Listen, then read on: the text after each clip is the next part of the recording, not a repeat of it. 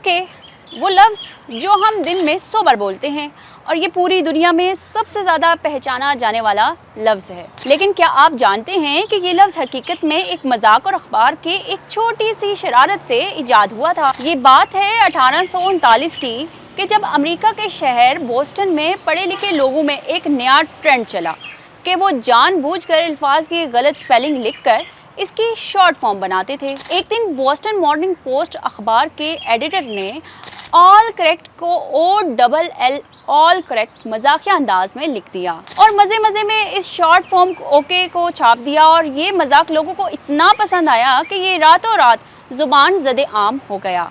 इसके एक साल बाद 1840 में अमेरिकी सदारती इलेक्शन हुए जिसमें सदर ने अपने सपोर्टर्स के साथ मिलकर अपने नाम की शॉर्ट फॉर्म ओके का नारा लगाया, जिसने एक लफ्ज़ को पूरी दुनिया में हमेशा के लिए अमर कर दिया। एक अखबार का छोटा सा मजाक कैसे पूरी इंसानियत की ज़ुबान का मुस्तकिल हिस्सा बन गया, ये वाकई कमाल है। क्या आप दिन में कितनी बार ओके बोलते हैं? आज से इसकी हिस्ट्री याद रखिएगा और कमेंट्स में ज़रूर बताइएगा।